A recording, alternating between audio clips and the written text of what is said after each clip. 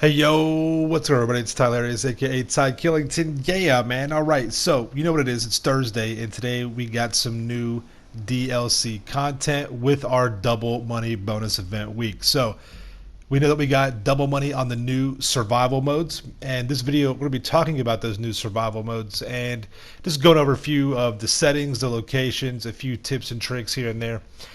Listen, up front though, man, these new survivals are very challenging. All right, you can do these solo. You can do them with some friends, up to four. There is a new payout system, and there is a new type of like enemy wave. There's also a option to do endless waves, where basically the bad guys, there is no, on a basic survival, there's 10 levels. So if you put on an endless wave, then they're just going to keep on coming until you guys all die, which is pretty cool. So that is kind of like a whole zombies mode type kind of thing. Nothing wrong with that. Before you get started, big tip, this is obvious, but a lot of people forget. Take a few moments to go fill up your snacks and to make sure you have vests, get your heavy armor. You will need it. The first new survival on the list is the Farmhouse survival. You guys are all familiar with this location. It's pretty cool. I do like how they use some new interiors, and it kind of gets you a little bit more involved in some of the locations of the game. I really think that's a nice touch. It's pretty cool. I do enjoy that. And inside the house here, you would think that you'd have some good bottleneck areas, and you do. This stairwell right here, I do like the stairwells. You can definitely bottleneck your locations up and get some easy kills. However, some of the enemy NPCs you have to go out there and get them. They're just not going to come all the way up, upstairs. So you do have to kind of go out there and take care of the business or whatnot. You can shoot out from the windows. You can get up on the roof. Use your tear gas. All these things. You got to kind of find your own sweet spot, though. Again, these have not even been out for a full day yet, so we're still kind of, trying to figure out where all the cool sweet spots are. So many, nice little hiding spots where you can survive on your own, like the original survivals. I did find one on one of the survival maps, but that's a little bit later on in the video, and we'll talk about that. It actually worked great. I was pretty much able to finish the whole entire survival, all 10 levels solo. Next up is the forest survival. Now, I made a playlist, and you should know how to make a playlist. If you don't, look it up on my channel. I do have a video on that. But yeah, very easy to make a playlist with your survival, so you and your friends can just bang these out. Remember, buy your supplies for your businesses, your bunker, your MC, stuff like that before you get into doing the survival. Make sure it gets delivered, and it should produce for you. And by the time you get done, you'll be able to sell your passive income as well. The forest one, though, is pretty much wide open. I was checking around. I thought maybe you could destroy those pallets like you can in the regular game and get inside the Connex container, but you cannot. So you're pretty much exposed, and the enemy comes at you from a full 360-degree, radius. So you have they basically will come in waves, and from what I've noticed, it's waves, and it'll be three directions. So you take out the first wave, and then you kind of you have to relocate to a different hiding location, because chances are the next group of bad guys, inside that level, are going to, probably advance from the opposite from where they first started at. So it'll kind of rotate around, and you have to kind of pay attention. And it does get a little, these are definitely difficult. One disadvantage is that if you start with a group of 4 people, for example, and say like 2 of them leave, then if you're in a playlist, the survival doesn't know that, and they're going to give you all the amount of NPCs that you would normally have for 4 people. If you start out solo, you don't get as many bad guys coming at you as you would if you had friends. Next one up is going to be out in Grove Street, the Grove Street survival. There are some pretty good locations. This is a decent location right here. A lot of the houses have like these little porches right here, and they give you a little bit of cover. It'll definitely help out through the first, I'd say 4 to 5 waves. And if you have some friends with you, try and get them to kind of post up either on other areas around the cul-de-sac or kind of behind these houses right here where I'm at. So that way you'll be able to cover everybody's, angles. You'll be able to cover everyone's sectors, because the enemy NPCs will spawn, again, in a full 360. This particular location is okay, but the enemy will spawn right behind me, and that can be an issue. But if you have somebody on the other side of the cul-de-sac, like my buddy over there is on the other side, then he could cover my 6 while I cover his 6, and we'd catch the enemy kind of like in a not a crossfire, but we would have each other's back on that, and that would really help out. So some decent locations, as you see right here, the enemy spawns up right behind me, and there could be a whole bunch of them. I had about 7 or 8 guys spawn right here, so that could definitely deplete your health. You have to be very, very, I guess you have to pay attention to your health and your armor at all times, and then back off if you have to, and replenish your health. Right here, I'm almost dead. I was able to kind of get to this corner right here and get some armor and heal up. So not too bad. All right, after that, the fourth one is going to be the Meth Lab Survival. Again, we know about this location. This is a cool location that's been brought to us with the Baker missions. You come in here, you can take out some crooked cops. I like that. Another interior location, which I do like this. It gives you options and opportunities to bottleneck the enemy and to have success as a solo player. What you find out is on this back side right here, these are 2 locations where the enemy NPC, actually you got 3 locations where the enemy NPCs spawn right here. So you can pepper the area with tear gas, proximity mines, things like that. And with the double money, don't worry about having to spend a little extra on the ammo. You'll make some good cash. Plus, you have a direct route to the bottom area right here. So you can post a couple of guys right here and then back up the stairs where that patio entrance was, or the deck entrance. And you'll be able to cover all angles. You can, if you have to, you can kind of retreat back into the stairwell, and you'll have a lot more cover. Again, sometimes the enemy, you're going to have to go to them and draw them out.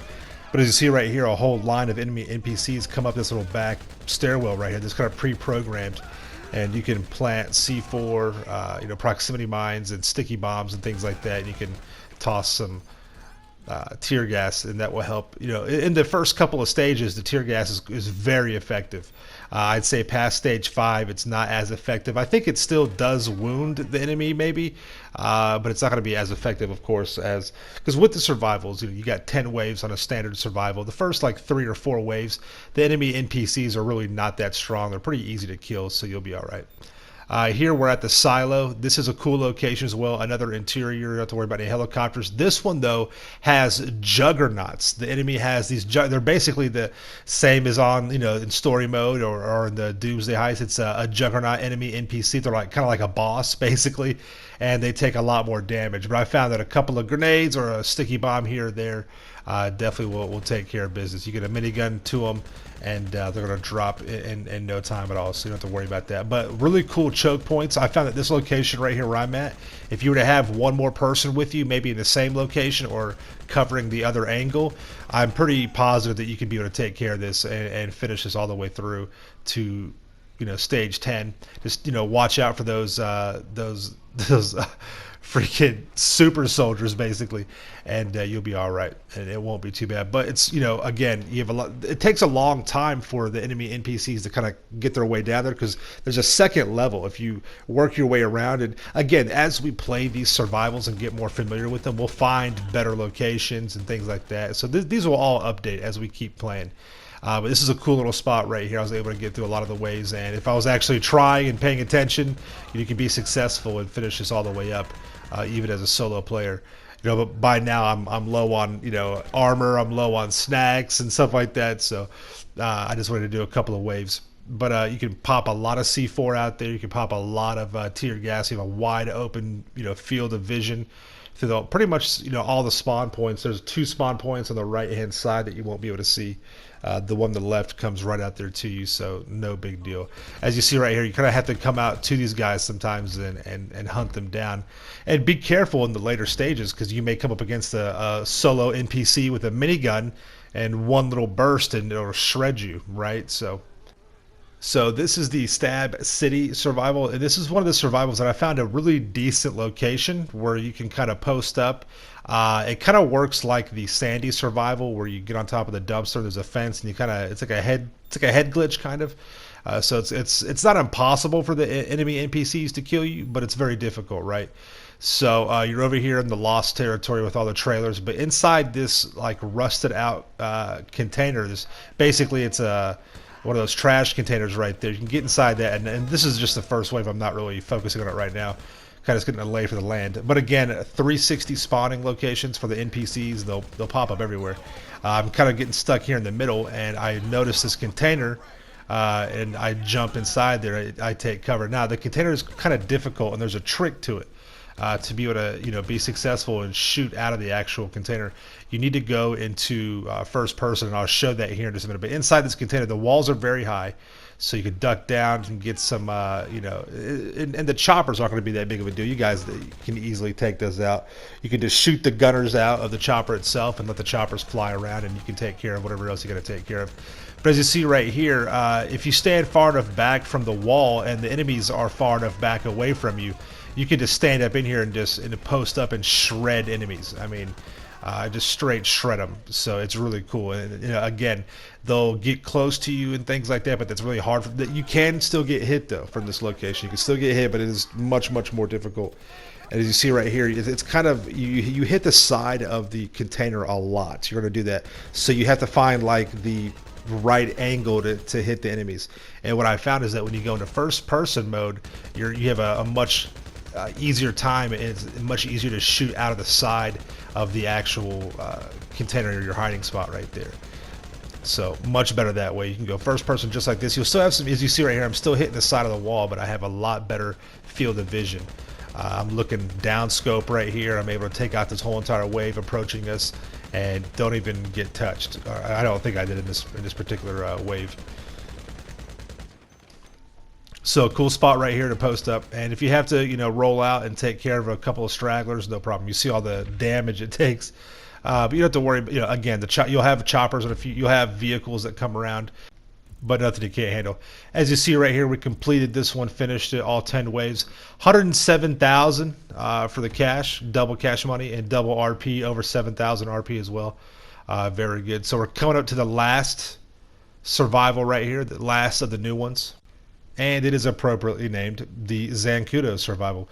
So again, you're pretty much wide open, not a lot of cover. This is going to be a difficult one. If you got some good players with you, basically position yourself into 4 corners.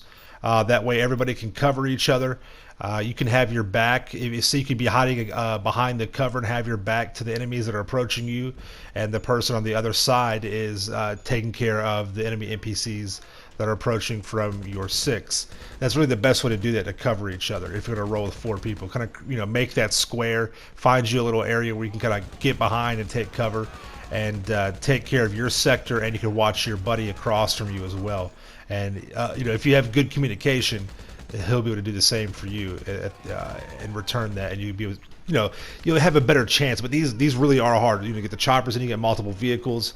This particular level, there's some pretty powerful vehicles that come in, and you'll have to take care of. I think the barracks comes in. You got some grenade launchers you have to deal with, so you have to stay on top of your game. A wide open area.